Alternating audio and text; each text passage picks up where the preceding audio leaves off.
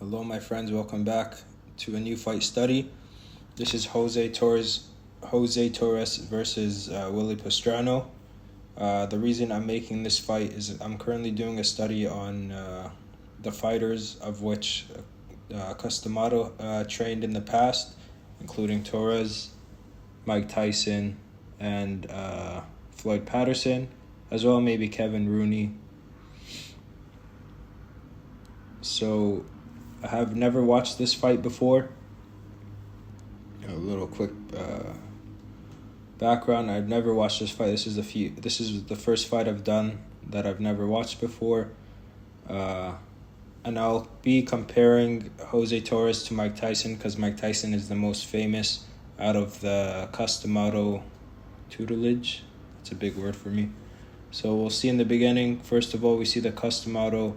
Now, Cus D'Amato, what makes him different than a lot of coaches is his style is so easy to catch, especially if you've watched Mike Tyson. It's so easy to notice Cus D'Amato fighter. It's almost like a cookie cutter type boxing style. You see Jose Torres, legs bent, back arched, hands up to his eyes, his cheekbones, with that jab that comes from the face. So basically my studies will try to bring together the same movements and the same strategies that these three fighters used. So you see Torres here with the hands up to his face. Willie Pastrano over there jabbing, he's trying to stay away. Jose Torres popping that jab still. So I want to see the similarities and find the differences between each fighter. And this is called the peekaboo style, which everybody already should know by now.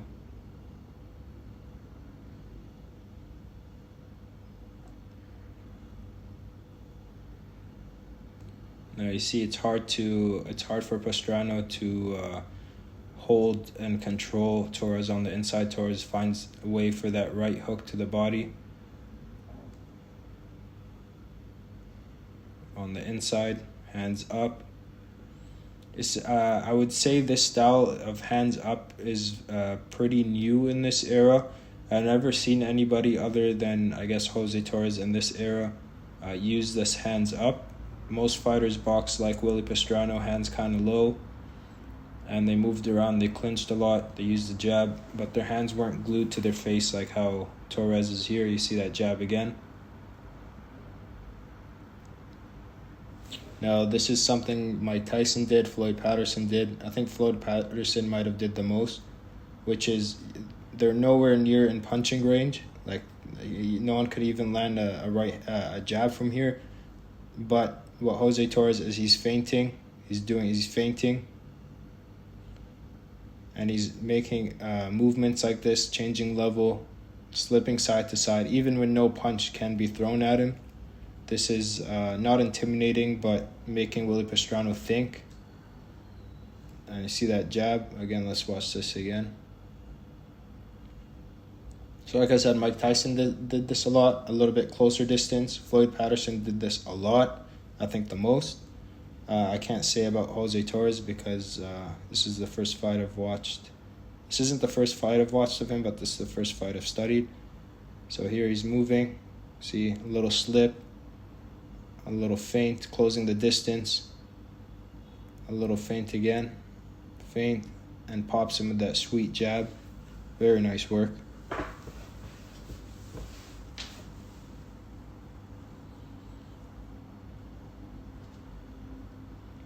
Very similar to Mike Tyson, especially that lead hook from there.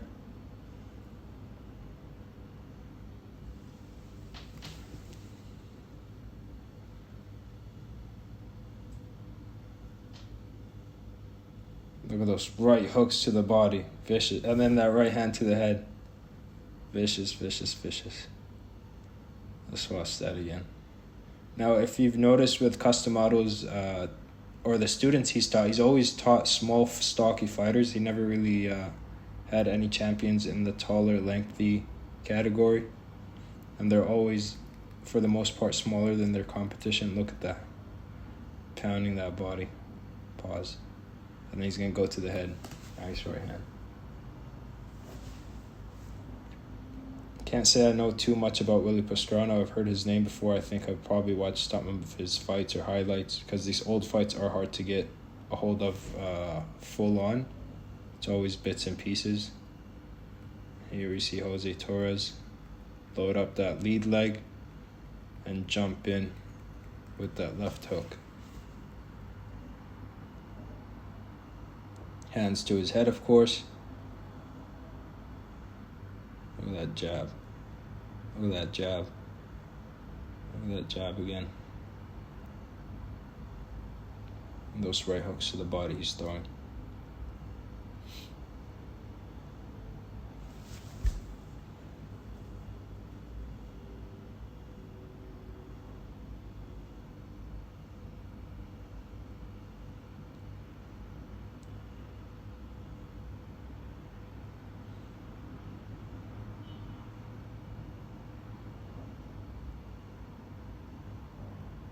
So even the most technical fighters back in the day, like Joe Louis and all those guys, they fought with their hands down, relatively low compared to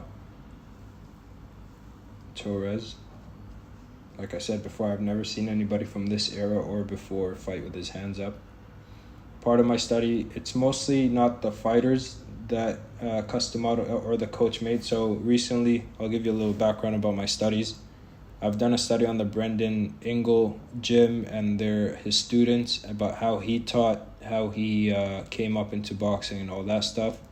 So the purpose of studying these three fighters, Torres, Patterson, and Tyson, is not just to learn about their fighting style, but to learn about their teacher, because the teacher in boxing is like a father. His input into fighters plays a huge role. So I want to know where Cus D'Amato got that idea to make his fighters fight with both hands up. That's my reason of research. And then hopefully find Cus D'Amato's teacher and go from there. Try to categorize each coach and fighters so it's easier to pick up on differences. Is that Angelo Dundee? I'm not sure. Don't take my word for it, but it looks like, yeah, that's Angelo Dundee. Wow.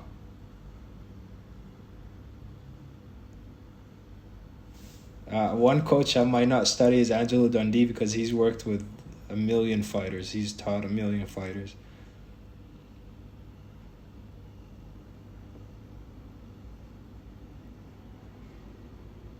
Crazy. I'm not sure what year this is in. Guessing 50s. See Jose Torres with his hands up.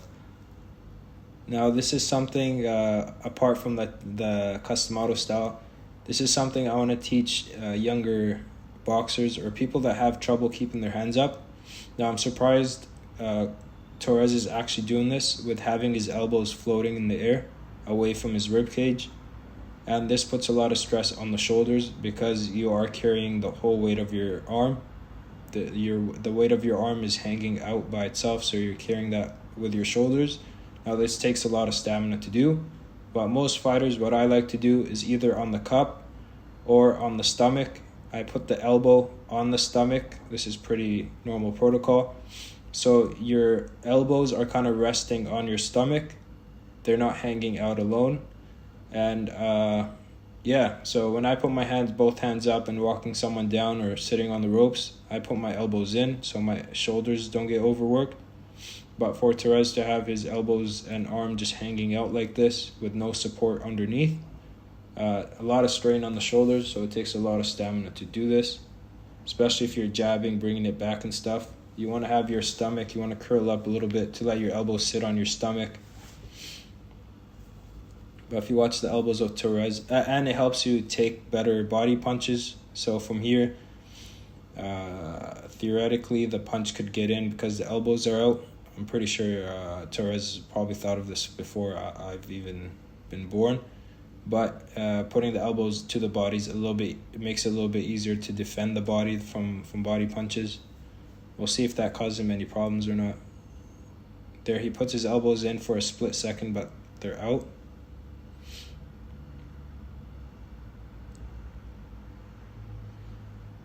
That's why I like wearing the cup. It gives you a place to put your elbows, especially if it's a little bit higher up.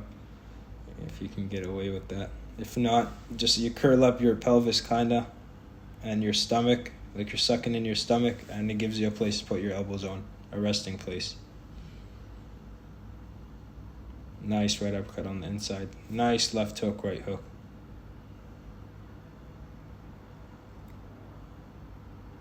Bang, bang, whoop.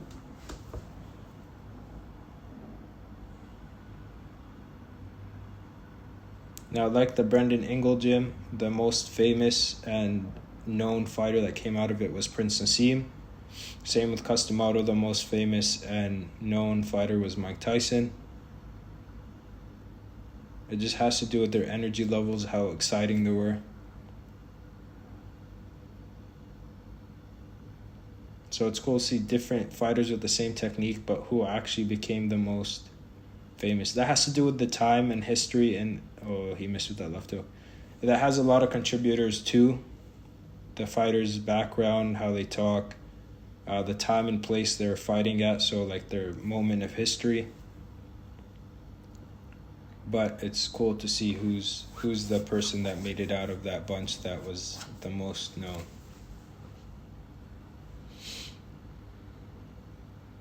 Nice right uppercut, left hook.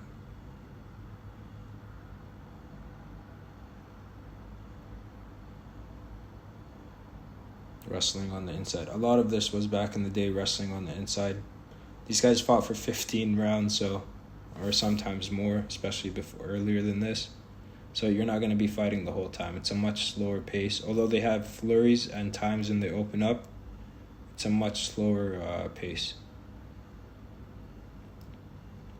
Now you see here Torres. This is the definition of a distracting punch. Now this is a little bit low, but this is what a distracting punch is it's not thrown with any malice. That's another big word for me. Not thrown with any malice or intention to hurt the opponent. All it's doing is telling the opponent to look over here. So when Torres throws this one, even though it's low, it tells his opponent, you better guard that, or you better focus on that for a split second. While his opponent's brain goes to that punch, Torres is already throwing that big right hand. We'll watch this again a little bit faster. So touch, bang. Okay? Not thrown with any power, not even a lot of speed. Or I would throw it with speed, but no power. Because if you put power into this punch, the next punch is going to have less power. The way I explain power to new fighters, advanced fighters already know this, but to new fighters is, power is like you have $100, okay? Now, the $100, you divide it on how many punches you're going to throw in the combination. So in this instance, we have 2 punches. So if you divide that $100 on 2 punches, you get 50, and then you get 50. Okay, so if you buy 2 things, you get 50-50. If you want to buy 2 things, you only spend 50-50 because you only have 100. Now, if you buy something for 10, right? If you buy something for 10 today, tomorrow you have 90 left to throw or to spend. Okay?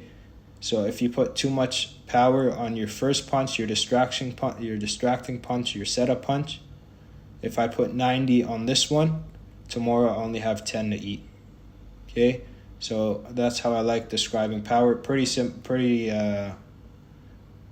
simple for a beginner to realize that. So if I'm throwing 6 punches, I'm throwing a little bit, and then on the last punch, I'm saving all my money up for that one. That's the one that's meant to actually land and hurt and do all the damage. Here, Torres does that again. Touch. Bang. Didn't land as clean as the first setup, but you get the idea.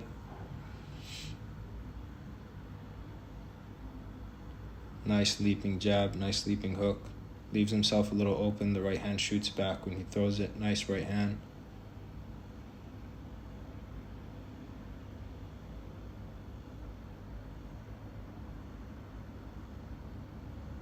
Nice right uppercut. Like I said in the beginning, just from watching the first few seconds, Torres looks like he's hard to handle on the inside. Does a lot of tricky things.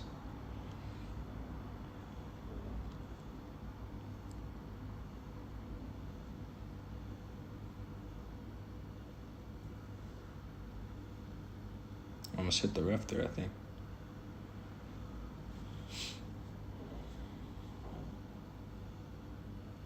And that's it for, I don't even know what round that is.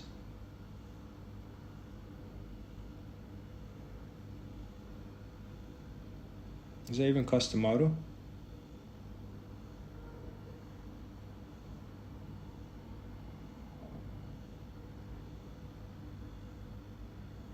I don't know if that's Cus. Can't see his face. That might be Cus D'Amato. Cus D'Amato is a lot younger in these times than we've seen him with Mike Tyson. I'll have to search that up. Don't take my word for it. I don't know if that's Cus. Is that Cus? He sure is fighting the Cus D'Amato way, so I'm guessing that's Cus. Cus would be a lot younger here than he would be when he trained Mike Tyson. So if anybody knows, just make sure. I don't like speaking on things I don't know. So if you know for sure that's Cus, just let me know. It's a stupid question to ask, but please let me know. You see those feints? Jab. Now the thing okay, I'll leave this to the end of the video. Maybe I'll want to talk on something. But notice how Torres uses his jab a lot. He's not in a hurry to get in. He does get in, but he's not in a hurry. He'll play the outside game too.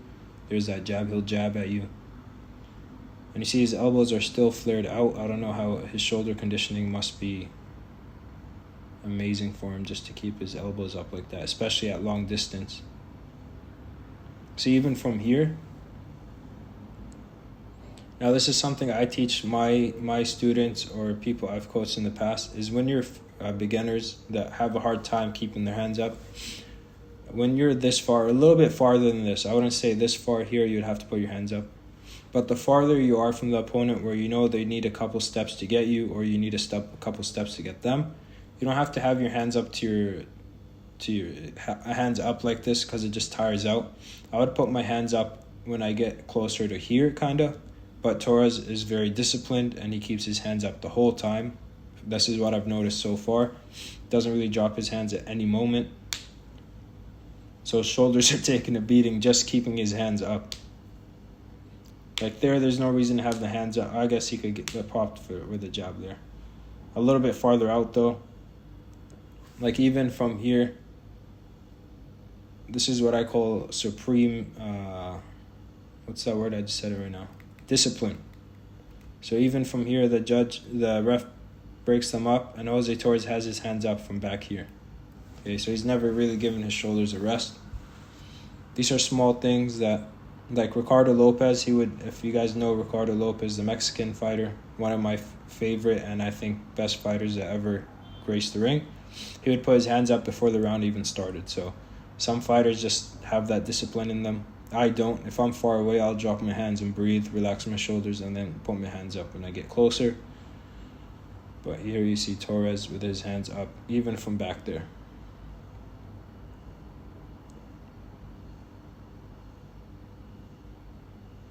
Oh, they moved it. What the? See, this is what I talk about. Old fighters is old fights. You don't get the full fight. So I'm sorry, guys, that we can't break down the whole fight. This is what happens with the older ones. We'll take what we can. 1965. So Ali was Ali in the... He was a known fighter by then, I think. I thought this fight happened later in the 50s. Yeah, earlier in the 50s.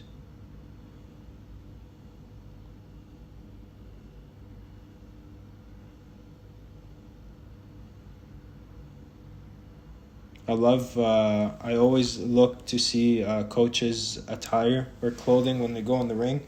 One of my two favorite attires that I've seen is Roger Mayweather, Floyd Mayweather's uncle, and Angelo Dundee. Angelo Dundee, I like him because he wears that cardigan, or wore that cardigan. Looked like he was going for a nice, for a walk outside. But he had all his tools. He had the cotton swabs and everything. So he had his own style. And then I like Roger Mayweather because he didn't really care what he wore. He just wore anything. He really cared about the fight mostly. Now you see or this happened a long time ago, but you see now, especially teams with the tracksuits and stuff. It's cool to see coaches with their own style.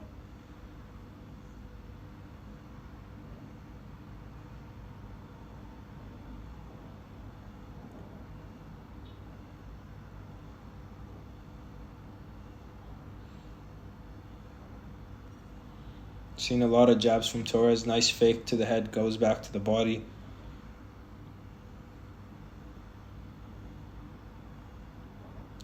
Half hook, half jab over there. Not sure what that was.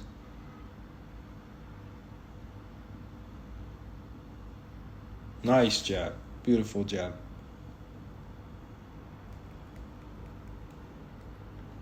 So let's watch the mechanics of the jab. I think a series I do on Instagram every now and then is dissecting different jabs, especially if I think they're not the natural jab, but not everybody throws it the same. So here, Torres throws it from his face. Mostly you'll see even like Lennox, Klitschko, more newer fighters, they throw their jab from out here. Very rarely do you see fighters throw their jab from here. So of course all of Cus D'Amato's fighters threw their jab from here. Another guy is Corte. He threw his jab from his face. So it's cool to see this. Let's study how he does this. So watch his back leg. It's grounded and he's pushing his weight forward. And he leans into that jab.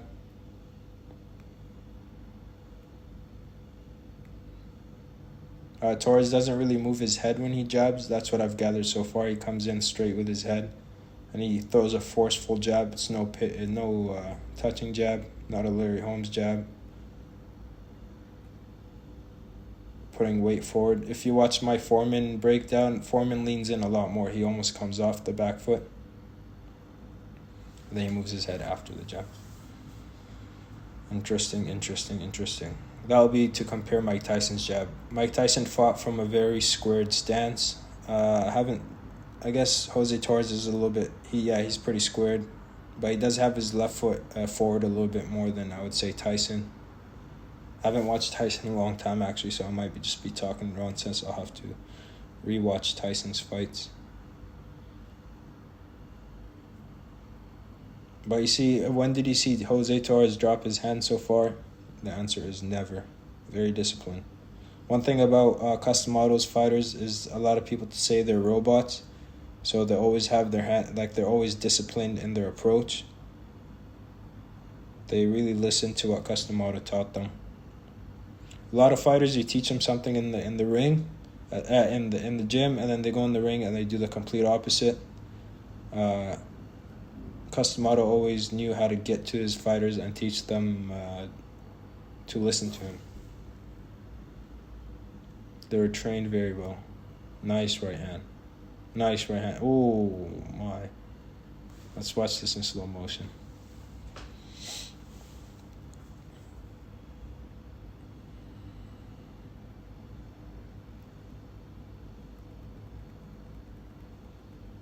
Okay, I thought he was going to the body. I would have covered up my body. To the head. I did not think that was going to the head. Jumps in with that hook.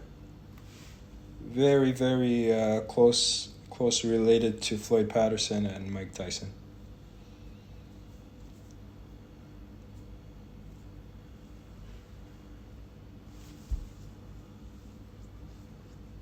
Nice side step from Willie Pastrano. Let's see if that... Oh, sorry. So this is in Russian commentary, by the way. This is the best video I could find somewhere. The reason it was commentary. Let's go back to the elbow thing. We'll see if that helped with how Jose Torres, I guess he blocked it, how he goes from this to covering up.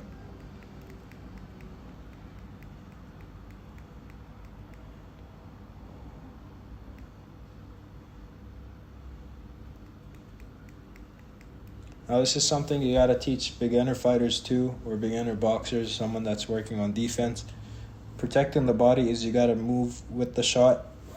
So it's the same movement if Jose Torres threw a right uppercut there.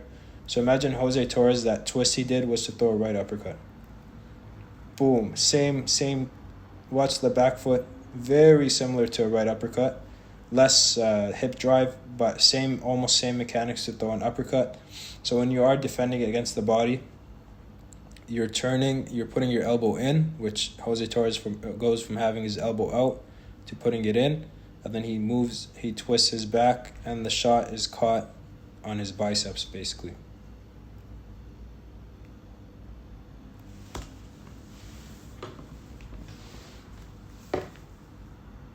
There goes that right hand touch. Oh, my mic's falling off. Sorry. What do we know? There goes that right hand touch. Nothing on it. Bang, and then he goes for the head. Didn't land clean. The first, nice body shot though. That landed clean.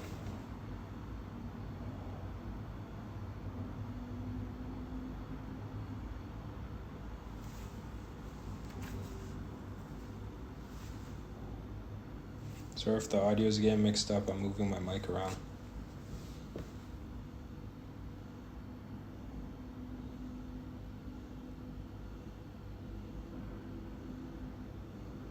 Okay, I'm going to say this before I forget because I said I was going to save it to the end. Mike Tyson, I'm not sure if Floyd Patterson, I got to watch more of him, maybe, like Mike Tyson. But they were eager to get on the inside, especially of taller opponents. I might have just answered my own question. Because Tyson fought taller opponents, a lot taller than him, maybe he couldn't use his jab from the outside, or he couldn't relax on the outside as much as Torres is. But if you notice Torres, he's not in a hurry to get on the inside. He'll get on the inside and do what he should do, but he's also comfortable moving on the outside, popping his jab, feinting, and doing all that kind of stuff. Now, Tyson did this too, but he was in a much more hurry to move in quick, slip a punch, get you with a combination. And I think that plays a negative role or a negative side effect of what you're actually trying to do. Because Torres is comfortable using his jab, moving, when he does come on the inside, it's kind of a surprise for Willie Pastrano, even though he knows he's trying to get on the inside. But with Mike Tyson, he tries to get on the inside so much that fighters became very protective and really tried to not let him get on the inside. And I think the part of the art of war is to not let your opponent put their guards up, because if they have their guards up, then it makes it. Willie Pastrano would try his best to keep him away, but because you jab from the outside, you move in. You jab from the outside, you move in. It's hard for Willie Pastrano to stick to one type of one type of game plan. Nice right hand. I hope what I just said made sense.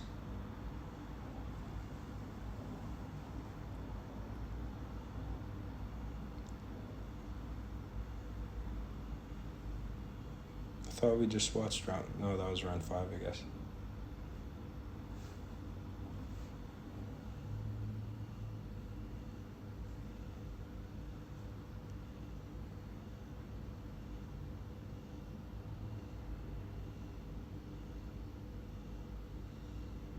See, Jose Torres is a lot more comfortable staying out, and then he moves in. That's what I was talking about.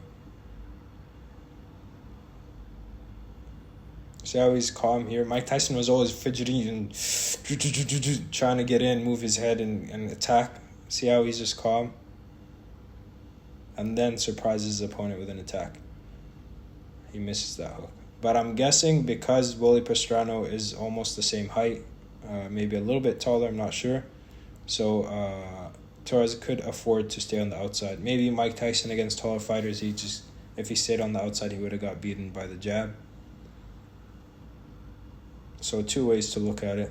But I like an opponent that switches it up. Someone like that is Terrence Crawford. You don't always know that he wants to attack you. He'll play it cool. And then he'll turn it up, play it cool, turn it up, and then finish you. So just different strategies, different mindsets. That's why I say it's never good to fight angry, because when you fight angry, you're always aggressive. You want to play cool sometimes, and then get aggressive at the right time. And that's what I feel like Jose Torres is doing. He's getting aggressive at the right time.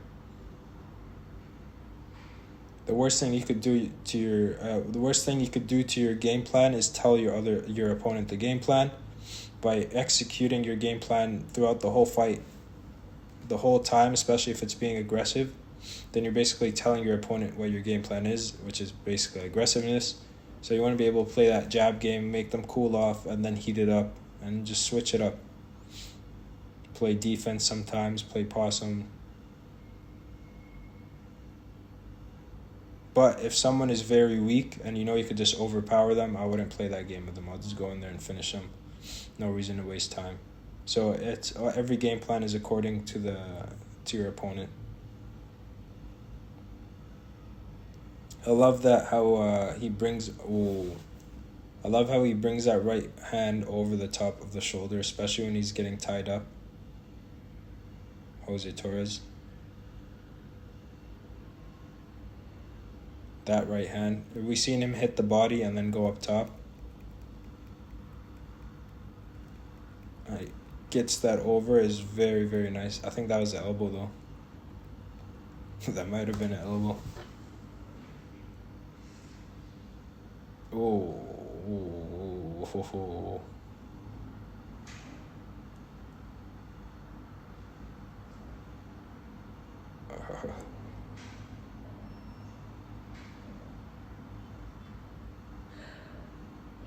Here we go with the outside noises again. Sorry, guys.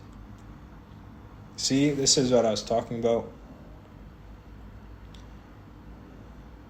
Mr. Genius I am. I said you got to know when to get aggressive. Now, Jose Torres, he was aggressive at times. He played the jab game. He played it cool sometimes. He sees that his opponent is hurt. He's not going to play that game with him anymore. He's going to go in there for the kill. I don't know if he kills him here. I shouldn't say kill. But I don't know if he ends it here. But I see how aggressive he gets now. He gets a little bit more careless. That's because he can afford to get more careless. Because his opponent is hurt. But he wasn't this careless. He's still not careless, but he wasn't this aggressive from the opening bell. Not all the time. But he knows he has a wounded soldier in front of him, and he has the opportunity to really go for it. So you got to know when to take chances. Boxing is a thinking man's game, and also a gambling game. You got to gamble sometimes, but you got to strategically gamble. You got to know when to open up, when to get aggressive, when to be closed off, when to jab, when to defend. That's something that's hard to teach. That's what makes great fighters great fighters. Nice body work, nice right uppercut. So that's the hard thing to teach a fighter, is to know when to get aggressive, when to play it cool, when to do different things. A lot of coaches will teach you how to do things, like how to throw a punch, how to throw body work, how to get on the inside. They don't teach you what round to do it. They don't teach you when to do it, how to set it up. That's the type of coaching that I think is the best. That's what makes some coaches that tier up of other coaches. My coaches say boxing is like cooking. If you throw all your punches at once, or if you put all the ingredients into the pot at once, you mess up the pot, because maybe potatoes take a longer time to cook than onions or than bell peppers. So if you put bell peppers and potatoes for the same amount of time in the pot, at the end you're going to have the bell peppers are going to be messed up, but the potatoes are going to be just right. So you got to put the bell peppers a little bit later than the potatoes, if you catch what I'm saying. So he would say throw the jab first 1 or 2 rounds. Throw the right hand maybe 3rd round. Throw the hook the 4th round. Throw the uppercuts the 5th round. You add ingredients as the pot boils. And that's what a great coach tells you, is which ingredients to add when. And I'll stop talking. I get really excited talking about boxing. See those hands up? Always hands up. Very disciplined.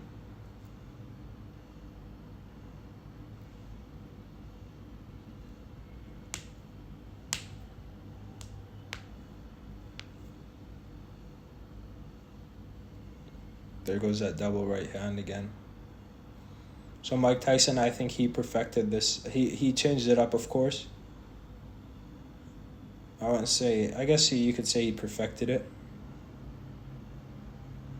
But if you know the classic Mike Tyson hook uppercut, which was touch the body, he wouldn't go up top. He would hook the body, and then he would go on the inside with the right uppercut. But Jose Torres seems to like the hook and then overhand right a little bit more than the hook right uppercut with the same hand.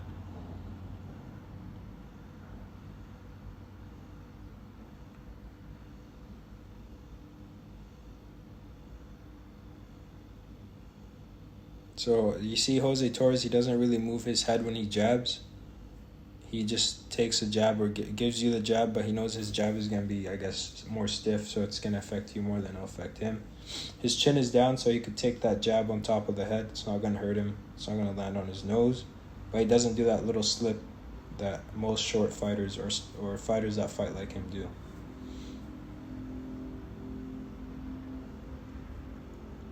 Nice left hook.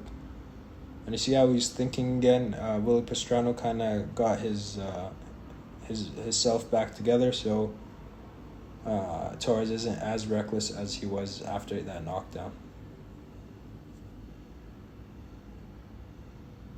Just like cooking, you gotta know when to turn the heat down low so you don't burn the oil. You gotta know when to turn the heat up high.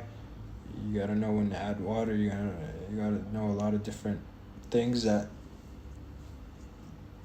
you learn as you go. You learn from a great coach, a great chef. That's exactly what boxing is. A lot of fighters know what to do. They just don't. I mean, like how to do things. They just don't know when to do things.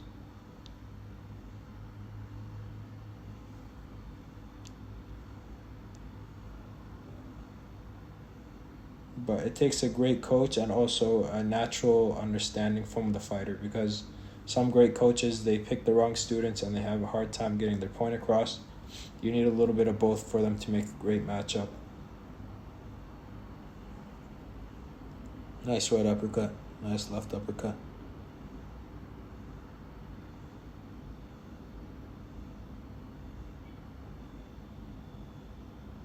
Nice left hook. See that discipline with his... I'll keep saying that, I guess. The discipline of Jose Torres with his hands up. Haven't seen him drop his hands once. Like I said, the other fighter I saw do this a lot was Ricardo Lopez.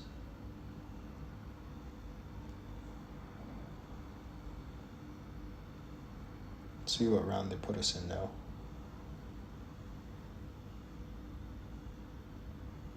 March 30, 1965. Was this... Did Ali fight Liston yet, or did Ali fight him... I don't know, I have my timelines messed up. I've been watching a lot of fights. Was it 64 when he beat Liston? I'm not sure. Or is it 67?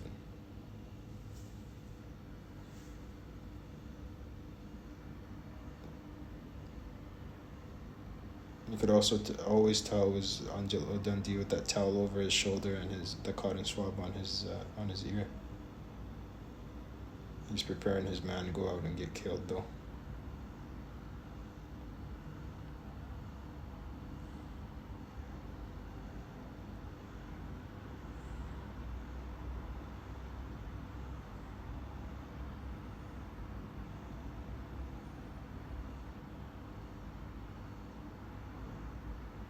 This takes a lot of discipline to do, to keep your hands up with your elbows flared out like that. Like, his shoulders are taking a beating.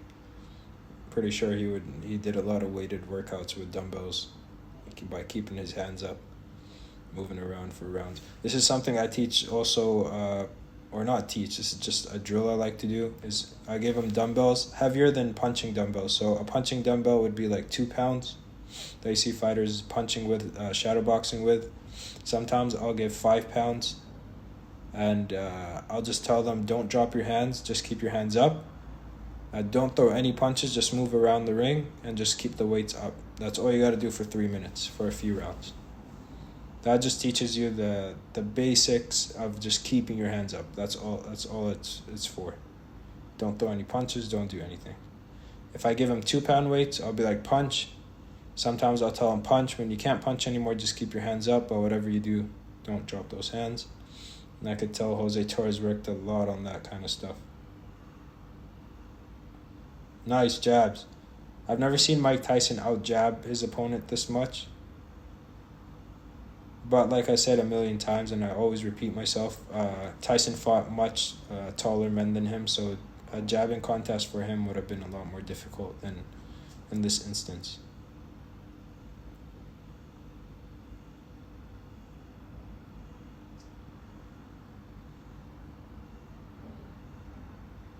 Nice right hooks to the body. Ooh. Ooh.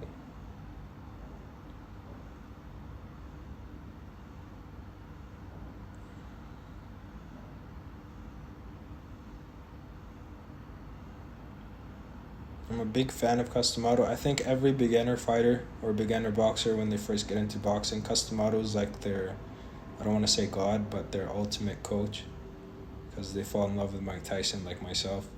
The thing I don't like about Cus D'Amato's style is he never really taught his fighters to box.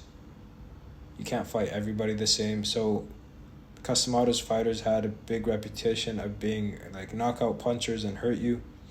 I think Jose Torres might have used his jab a lot more than I've seen Floyd Patterson or Tyson. But you got to fight different ways for different opponents. You can't fight everybody the same. And I think Cus D'Amato had a very cookie cutter, do this, and he just never taught them to be light on their feet ever. Whoa. So I don't know if they ever learned how to like jab and just move. Take a break sometimes. They're always turned on. No. That's the only thing that I didn't like about the Cus D'Amato style.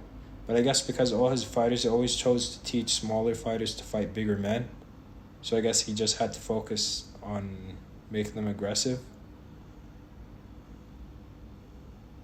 But I think he should have taught them how to move. Like if Tyson knew how to move sometimes and cool off, he would have been a lot more effective in the ring. He's just very effective in the beginning, and then as soon as people figured him out, he was way less effective. But I know Tyson knows boxing, and I know he understands how to move and stuff, but it wasn't in their mentality, I guess. I'm not sure. That's my only indifference or whatever with Cus D'Amato style. If his fighters knew how to jab, move, and relax, and then commit, like Jose Torres did in this fight, if Mike Tyson did more of that, I think he would have been a really all-time great. But because he didn't really know how to, like, I don't know if he didn't know how to box or he just didn't box at times when he needed to, that really, not ruined, but really gave him troubles in the ring. In a war, there's some battles that you gotta lose to win the war, but in the war, you can't try to win every battle. I think Tyson tried to win every single battle. You come up short sometimes. Using a lot of analogies and similarities in this boxing breakdown. Try to stop. But I see Jose Torres, he threw a lot more jabs than we've seen other fighters of Cus D'Amato though.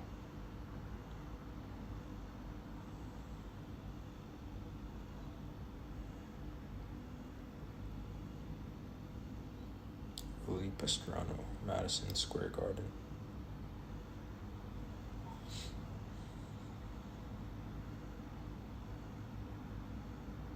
I don't like how boxing shifted to Vegas. I like watching fights in Madison Square Garden. Well, Vegas is the new Madison Square Garden, I guess. Madison Square Garden used to be the ultimate boxing. Beautiful slip. Sorry for the song. Whoop. Bang. Slip, right uppercut. Oh.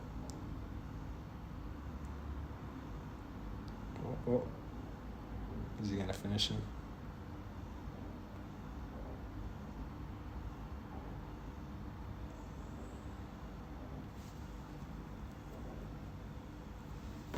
So if you follow me on Instagram, I'll be making videos of Torres, Patterson, Tyson, I'll be talking about Cus D'Amato. I'll do some research on Cus, how he came up into boxing, how he thought, his thought process, what motivated him to be a coach, and all that kind of stuff.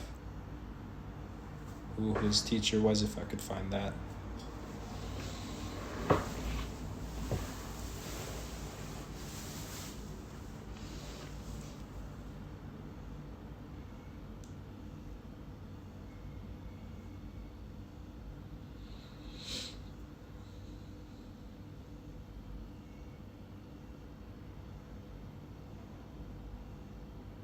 Very similar jab to Tyson and Floyd Patterson. However, although Torres is using his jab a lot more, I'm going to have to find a fight of Torres fighting a taller fighter to see if he fights in the same game plan or he fights more like Tyson and Floyd Patterson.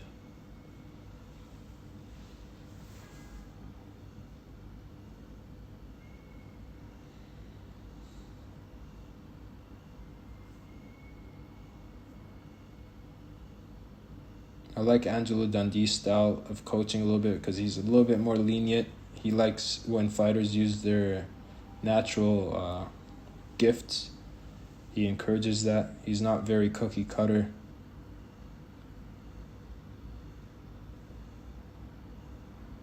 Although each boxing coach has a specific style and imprint that he leaves on fighters. Some coaches, it's harder to see that than other. Whoa. This must have been a big fight.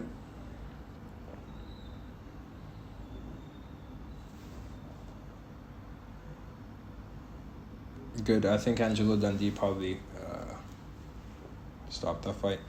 So a lot of similarities in the look of Torres, Tyson, and Floyd Patterson. Keeps his hands up when he's far away. When he's close in, never seen him drop his hands the whole fight.